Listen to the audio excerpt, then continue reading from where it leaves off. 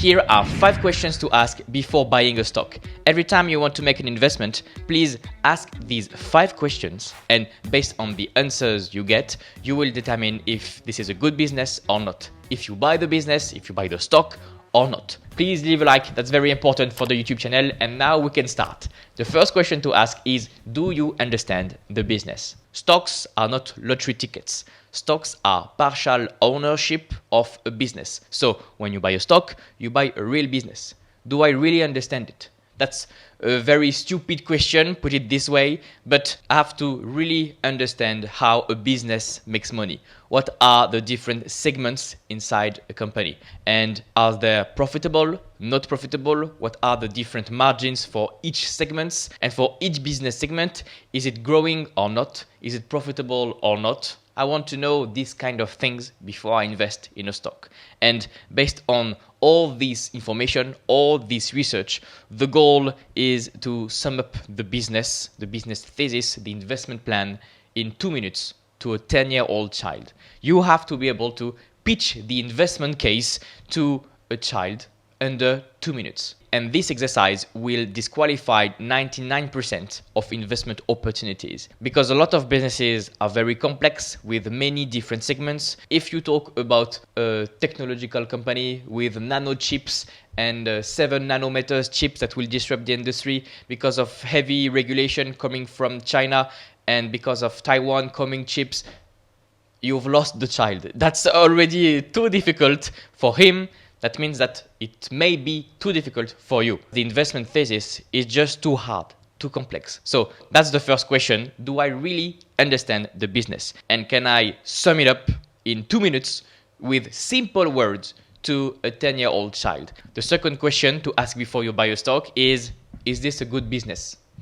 So I suppose you have checked the past growth of the business, the profitability. Well, you want to invest in strong growth, profitable businesses that will deliver great returns in the future. So that's purely quantitative.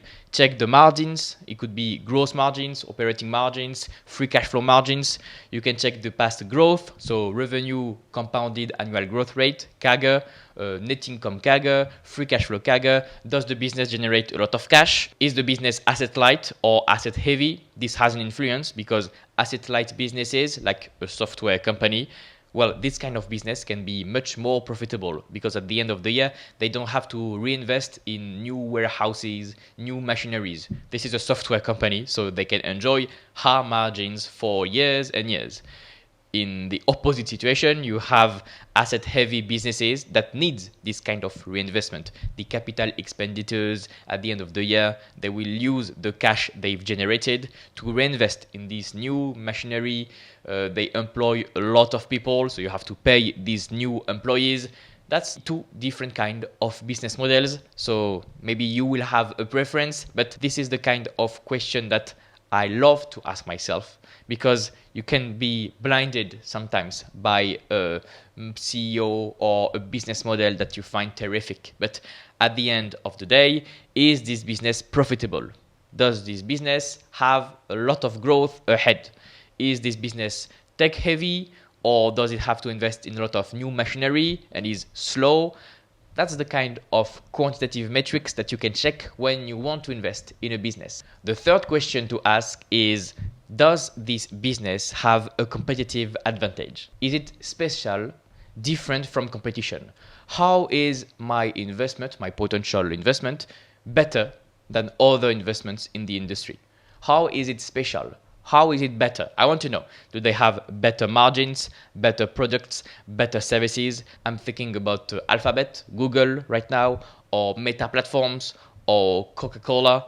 These 3 companies, they have a moat. They are superior to competition. Or you can think about Ferrari that has a moat because of its brand, its luxury products, so they can have a pricing power, beautiful margins, and they can increase the price of their cars and people will still buy them. So this is a huge advantage to be able to increase your price and still people will buy from you. Could you say the same about Target or Walmart? I don't think so. And this kind of brand, luxury, high premium service, this good branding of Ferrari allows them to have this moat, this competitive advantage. So Ferrari is a better business than its peers, its competitors. So that's a good question to ask. How is my business different from competition? Does it have an advantage? By the way, if you're looking for a complete framework to analyze stocks and build a strong portfolio, I have a coaching program. More on that at the end of the video. Now, the next question to ask is it run by a good management? Is the management honest and competent? So maybe you have to dig deeper in your research, but the goal here is to check who the CEO is, the CFO is, the chairman, and look at what they've said for the past 10 years, 20 years, or go as back as you want if you prefer. But the goal is to see if they have lied to shareholders, because if you invest in these companies, you will be a shareholder. You want to see if in the past management has lied to you, the shareholder, because for example, in 2015, management may have said something, made a promise to shareholders, and this promise never happened. So management can blatantly lie to shareholders. They can say that they have a plan for the next 10 years, this and this and this will happen. 10 years after this, nothing happened. So it's a lie. They will not conservative. They will say that it's not their fault, but it's the fault of this, this, and this. And if the CEO has charisma, he may hide some elements of his management teams, etc. What you want to invest in are companies run by honest management, conservative management. They put guidance. Okay, we will reach this objective in 5 years, 10 years. And what you want is that the management reaches these objectives. That's very simple, but most of the time people don't do this background check of management if the past targets have been met. And that's how you can make a stupid mistake of just blindly invest in a company without checking the background, so you can get misled with charismatic CEO, for example, charismatic CFO, etc. So by doing this exercise, you can check if the management is honest and competent to see if they have met their objectives. And the final question to ask before you buy a stock is simply the valuation. Is this business attractively priced? Does it have a good price? Is it cheap or is it expensive? So you have many valuation methods. You can use relative valuation metrics like the PE ratio, price earnings ratio. You can use the price to free cash flow when you compare the size of the business to the cash flow it generates every year. So the lower, the better. You can look at the EV, enterprise value of a business that takes into account the debt, and you compare it to earnings or free cash flow. You can use the price to book, the price to sales. You have plenty of valuation methods to see if a business is cheap or not. So that's relative ratios. The most commonly used is the PE ratio, price earning ratio. You take the price of a stock, say it's $100, and you divide it by the earnings per share. If it's $10, you have $100 divided by $10, you have a PE ratio of 10. To get a rough idea, on average, over the past 150 years, the average PE ratio for the major US index, for the S&P 500, on average, it's been 15, 16. So you can say, okay, if it's lower than 15, you can say it's reasonably cheap on average. And if you have a PE ratio higher than 15, you can say, okay, compared to the average multiple, this can be expensive. So you can get a rough estimation of if this business is cheap or not. That's not always the case. You can find everything in the stock market. But if you find yourself with a company that years after years, they have a PE ratio of 60, of 70, this business has a high probability of being overvalued. And if this is overvalued, this is completely fine because you have done the work before, you have done the research before. So you have understood the business, you know that it is a good business with good ratios, you've seen that they have a moat, a competitive advantage, and you can trust the management that is competent. That's fine. The problem is just the price. At this moment, you can, instead of buying the stock, you can add it to your watch list that you will monitor over time. So you've done the work. You just have to wait a few months, a few years before the price drops for any reason, and you will have done the analysis. So when the price drops to a good valuation, you will be able to buy these stock.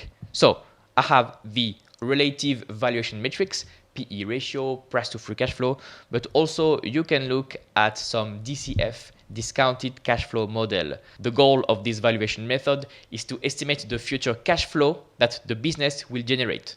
So you have done the analysis, you have done the forecast for the next 5 years for the business. So you are able to estimate, okay, I think the business will grow cash flow, free cash flow or earnings by 10% for the next 5 years. And then you use a discount rate, and at the end of this valuation method, you find an intrinsic value. So if the stock is trading at $100 and you find an intrinsic value of $160, you can say, okay, compared to my forecast, to my intrinsic value, the stock is cheap. I will buy it. So that's how you buy a stock. So for this last question, which is really important, by the way, if the stock is too expensive, the stock is just too high, add it to your watch list because you've done the work before. And if the stock is fairly priced or cheap, this is the moment where you buy. And these 5 questions that I always ask myself allowed me to have a clear plan, a clear process to buy or not a stock and to build a strong portfolio. And this method of having good questions allowed me to compound my portfolio at 24% per year for the past 7 years. So by doing this, you are very selective about picking stocks, and that's how you can pick the best investment opportunities. If you like this content, I have an investing coaching program. In this program, you will learn a complete investing process. You will learn how to find good stock ideas, how to properly value stocks, when to buy, when to sell, so that you can build a strong portfolio with great companies. Additionally, in this coaching program, you will have access to my personalized guidance for long-term results. We will do weekly calls where we analyze stocks together, and you will have access to my private number available 24/7 for full support. If you have any questions, I'm here to help. Click the first link in the description below to get more information. You will get a video, a short video that explains how everything works completely for free. No need for your mail address. Just click the first link in the description and I'll see you on the other side.